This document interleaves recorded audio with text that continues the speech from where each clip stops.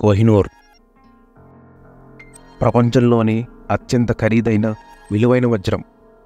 దీని విలువ దాదాపు 1,00,000 కోట్ల పైనే ఉంటుంది. ఈ డైమండ్ ప్రస్తుతం బ్రిటన్లోని బకింగ్హామ్ ప్యాలెస్లో ఉంది. ఈ వజ్రాన్ని గుంటూరులోని కొల్లూరు గనుల్లో కనుగొన్నారని చరిత్ర ఆధారాలు చెబుతున్నాయి.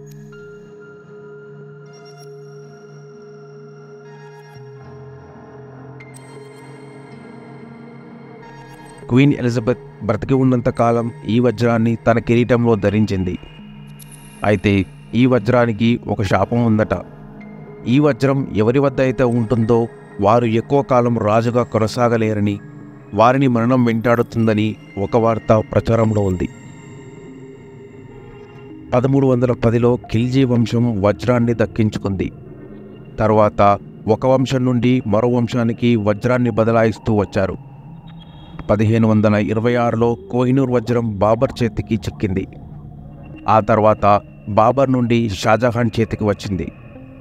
షాజహాన్ నెమలి సింహాసనాన్ని చేయించుకొని దానికి కోహినూర్ వజ్రాన్ని పెట్టించుకున్నాడు. 1739లో ఢిల్లీ పైన దండెత్తిన పర్షియన్ రాజైన నాదర్ షా అత్యంత విలువైన ఢిల్లీ సంపదను దోచుకున్నాడు. నెమలి సింహాసనం నుండి వజ్రాన్ని తొలగించి తన బ్రేస్లెట్లో వజ్రాన్ని పెట్టించుకున్నాడు. నాదర్ షా చనిపోయిన తర్వాత అతని కుమారులు ఆదిల్ షా, ఇబ్రహీం కూడా చనిపోయారు. అతని మనవడు కోహినూర్ని ఆఫ్ఘనిస్తాన్కి చెందిన అహ్మద్ షాకి అప్పగించాడు. కోహినూర్ని దక్కించుకున్నాక అహ్మద్ షా కూడా మరణించాడు. అహ్మద్ షా కుమారుల మధ్య అంతర్యుద్ధం మొదలైంది. వారిద్దరూ వజ్రంతో పాటు పంజాబ్కి పారిపోయారు.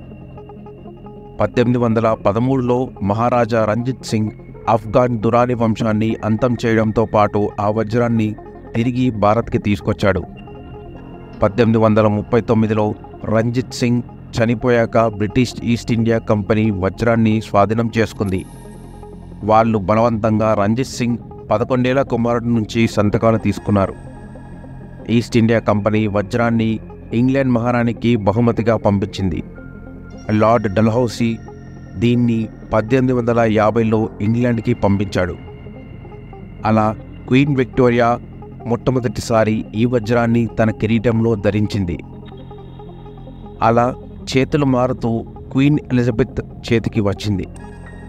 ఎలిజబెత్ చనిపోయాక కింగ్ చార్లెస్ రాజు అయ్యాడు.